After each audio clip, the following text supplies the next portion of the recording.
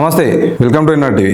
2002 ఫిబ్రవరి 23 ఈ డేటు యావత్ తెలుగు సమాజానికి ఒక తీరని లోటు. ఒక తెలుగు సమాజానికి కాదు, తమిళ తెలుగు సిరీస్ పరిశ్రమలు శోక సంద్రంలో మునిగిపోయిన రోజు. హత్యే కాదు, ఆత్మహత్యకు ప్రేరేపించడం కూడా ముమ్మాటికి తప్పే అని చెప్పేసి సుప్రీంకోర్టు ఫైనల్ గా తేల్చి చెప్పింది. ఎవరి విషయంలో అంటే మన తెలుగు సినిమా యాక్టర్ అయినటువంటి ప్రత్యూష 2002లో ఆత్మహత్యకు పాల్పడిన కేసులో తన బాయ్ ఫ్రెండ్ సిద్ధార్థ రెడ్డికి 2 ఏళ్ల జైలు శిక్ష, 50,000 జరిమానాకు ఫైనల్ గా సుప్రీంకోర్టు అయితే తీర్పునిచ్చింది. 24 ఏళ్ల క్రితం సంచలనం సృష్టించిన ప్రత్యూష హత్య కేసులో హైకోర్టు నిర్ణయాన్ని సుప్రీంకోర్టు కూడా సమర్థించింది. హైకోర్టు సరైన న్యాయమే చేసింది, అదే కరెక్ట్. హత్య చేయడమే కాదు, ఆత్మహత్యకు ప్రేరేపించడం కూడా అంతే తప్పు అని చెప్పేసి ఫైనల్ గా సుప్రీంకోర్టు కూడా తేల్చి చెప్పింది. 2002 ఫిబ్రవరి 23 తారీఖు రోజు యాక్టర్ ప్రత్యూష తన బాయ్ ఫ్రెండ్ అయినటువంటి సిద్ధార్థ రెడ్డి ఇద్దరు కూడా ఒక బ్యూటీ పార్లర్ దగ్గర కలిసి, బ్యూటీ పార్లర్లకు ప్రత్యూష గారు వెళ్లడం తోటి అక్కడ కలిసినటువంటి సిద్ధార్థ రెడ్డి అప్పటికే వాళ్ళిద్దరి మధ్యలో ప్రాబ్లమ్స్ ఉన్నాయి. ఎందుకంటే వాళ్ళు ఇంటర్ చదువుకునే టైంలో వాళ్ళిద్దరు కూడా ఇష్టపడ్డారు. అట్లనే వాళ్ళిద్దరి మధ్య కూడా కొన్ని కలహాలు వచ్చినాయి. ఆ కలహాల వల్ల మరి ఏ సందర్భంలో వాళ్ళు కలిసిరో తెలియదు, కానీ కలిసిన ఆ మరుక్షణం వాళ్ళు బయటికి వెళ్ళి వాళ్ళు ఇద్దరు కూడా మ్యూచువల్ అండర్స్టాండింగ్ ఏం చేస్తున్నారంటే ఆత్మహత్య చేసుకుందామని చెప్పి ఫిక్స్ అయ్యారు. ఆ ఫిక్స్ అయిన క్రమంలోనే సిద్ధార్థ రెడ్డి వెళ్లి ఆ పురుగుల మందు కొనుగోలు చేసి ఆ పురుగుల మందు తీసుకొచ్చి ఒక హోటల్కి వెళ్ళి ఆ హోటల్లో ఇద్దరు కూడా కూల్ డ్రింక్ లో పురుగుల మందు కలుపుకొని తాగడం తోటి ప్రత్యూష గారేమో 2002 ఫిబ్రవరి 23 తారీఖు రోజు ఆ విషం తీసుకుంటే 24 తారీఖు రోజు చికిత్స పొందుతూ ప్రత్యూష గారిని మరణించడం జరిగింది. కానీ ఆమెతో పాటు తాగిన ఈ సిద్ధార్థ రెడ్డి మాత్రం కొన్ని రోజుల తర్వాత హాస్పిటల్ నుంచి డిశ్చార్జ్ అయ్యి మంచిగా అయిపోయి ఇంటికి వెళ్ళిపోయాడు. ఆ కేసు అంత సింపుల్ గా తీసుకోలేదు ప్రత్యూష తల్లి. మా కూతుర్ని ఖచ్చితంగా కక్ష కట్టి చంపాలని ముందే నిర్ణయించి హత్య చేసి రమ్మెను, ఇది ఆత్మహత్య కాదు ఖచ్చితంగా హత్య అని చెప్పేసి ఆ ప్రత్యూష గారి తల్లి గారు హైకోర్టులో పిటిషన్ వేసారు. ఆ పిటిషన్ ను ధర్మాసనం కూడా స్వీకరించి దాన్ని సిబిఐ ఎంక్వైరీ చేసింది. సిబిఐ ఎంక్వైరీ చేసి అప్పట్లో విచారణ చేపట్టిన ట్రయల్ కోర్టు 2004 ఫిబ్రవరి 23న సిద్ధార్థ రెడ్డిని దోషిగా తేల్చింది. ఆత్మహత్యకు ప్రేరేపించినందుకు ఐపీసీ సెక్షన్ 306 కింద 5 ఏళ్ల జైలు శిక్ష, అట్లనే 5,000 రూపాయల జరిమానా కూడా విధించింది ట్రయల్ కోర్టు. ప్రజాస్వామ్యంలో ఆత్మహత్య చేసుకోవడం కూడా తప్పే కాబట్టి ఐపీసీ సెక్షన్ 309 కింద సిద్ధార్థ రెడ్డికి మరో సంవత్సరం కూడా శిక్ష విధించింది. అంటే 2 సంవత్సరాలు ప్లస్ ఆయన కూడా ఆత్మహత్య చేసుకునేందుకు ప్రయత్నించినందుకు కూడా 1 సంవత్సరం శిక్ష విధించింది. ట్రయల్ కోర్టు ఇచ్చినటువంటి తీర్పును సవాల్ చేస్తూ సిద్ధార్థ రెడ్డి హైకోర్టులో పిటిషన్ వేసిండు. అదే క్రమంలో తన కుమార్తె సావుకు ఖచ్చితంగా సిద్ధార్థ రెడ్డి కారణం, ఆమెను అత్యాచారం చేసి చంపిండు, గొంతులను చంపిండు, నా దగ్గర పూర్తి సాక్ష్యాలు ఉన్నాయని చెప్పేసి అదే క్రమంలో ప్రత్యూష తల్లి గారు కూడా హైకోర్టులో పిటిషన్ వేసింది. అంటే ఇద్దరు కూడా వేరు పిటిషన్లు హైకోర్టులో వేయడం జరిగింది. ఆ పిటిషన్ పైన విచారణ చేపట్టినటువంటి అప్పటి ఏపీ హైకోర్టు 2011 డిసెంబర్ 28న తీర్పు వెలువరించింది. ఏమనంటే సిద్ధార్థ రెడ్డికి ట్రయల్ కోర్టు విధించినటువంటి 5 ఏళ్ల జైలు శిక్షను 2 ఏళ్లకు తగ్గించి 5,000 జరిమానాను 50,000కి పెంచి ఈయనకు శిక్ష పడాలి అని చెప్పేసి హైకోర్టు కూడా తీర్పును వెలువరించింది. ఆ తీర్పును కూడా సవాల్ చేస్తూ సిద్ధార్థ రెడ్డి సుప్రీంకోర్టులో మళ్ళా పిటిషన్ వేసిండు. ఏమనంటే నేను ప్రత్యూషను చంపలేదు, హత్యా ప్రయత్నం నేను చేయలేదు, గొంతు నులిపి చంపలేదు అని చెప్పేసి దీనిపైన విచారణ జరిపించాలని చెప్పేసి నాకు తగిన న్యాయం చేయండి అని చెప్పేసి సిద్ధార్థ రెడ్డి మళ్ళా సుప్రీంకోర్టు ఆశ్రయించిండు. సుప్రీంకోర్టును ఆశ్రయించిన క్రమంలో ప్రత్యూష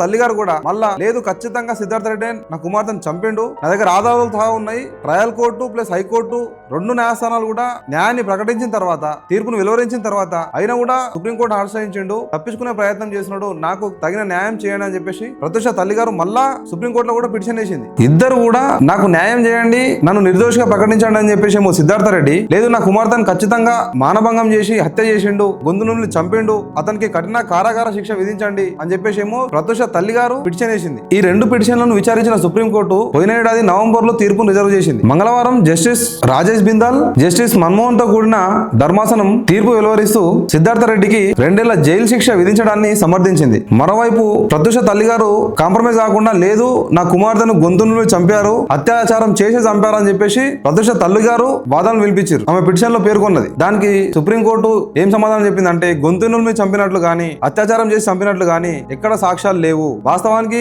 ఆత్మహత్యను ప్రేరేపించినా ఆత్మహత్య చేసుకుందామని ఇద్దరు డిసైడ్ అయినా కూడా తప్పే కాబట్టి ఆత్మహత్య చేసుకుందామని ఇద్దరు తాగినప్పుడు చనిపోయిన వ్యక్తిని బతుకున్న వ్యక్తి హత్య చేసినట్టే, ఆత్మహత్యకు ప్రేరేపించినట్టే. కాబట్టి ఆ విషయంలో శిక్షించగలుగుతాం, ఆ విషయంలో తప్పు పట్టగలుగుతాం. కాబట్టి అత్యాచారం చేసినట్టు గానీ, గొంతు నుండి చంపినట్టు గానీ ఎట్లాంటి సాక్ష్యాలు లేవు అని చెప్పేసి సుప్రీంకోర్టు తీర్పును వెలువరించింది. దానికి సంబంధించి మునుస్వామి అనేటువంటి ఒక డాక్టర్ ఒక నివేదిక ఇచ్చిండు. ఏమనంటే అత్యాచారం జరిగింది, గొంతు నుండి చంపడం వల్లనే ప్రత్యూష గారు చనిపోవడం జరిగిందని చెప్పేసి ఒక నివేదిక సమర్పించాడు. దానికి సంబంధించి సుప్రీంకోర్టు ఏం చెప్పిందంటే, విషం ఉన్నది సిద్ధార్థ అని సాక్ష్యాలు ఉన్నాయి, కూల్ డ్రింక్ లో కలిపినమని చెప్పేసి తాగిపించినని చెప్పేసి సాక్ష్యాలు ఉన్నాయి, కానీ అత్యాచారం జరిగినట్టు కానీ గొంతులను చంపినట్టు కానీ ఎట్లాంటి సాక్ష్యాధారాలు లేవు. ఎవరైతే మునుస్వామి ఒక నివేదిక ఇచ్చిండో ఆ నివేదిక సరైన పద్ధతి లేదు, అన్ప్రొఫెషనల్ గా ఉన్నది, కాబట్టి అట్లాంటి సాక్ష్యాలను నిర్ధారించలేము, అట్లాంటి సాక్ష్యాలను కోర్టు ముందు తీసుకోలేము అని చెప్పేసి కోర్టు తేల్చి చెప్పేసింది. దాని క్రమంలో ఏదేమైనప్పటికీ నేర ఆరోపణ రుజువైంది. సిద్ధార్థ రెడ్డి ఆత్మహత్య చేసుకోవాలని ప్రయత్నించిన, హత్య చేసిన రెండుటికి కూడా హత్య చేసినట్టు నిర్ధారించి ఆత్మహత్యకు ప్రేరేపించినందుకు ప్లస్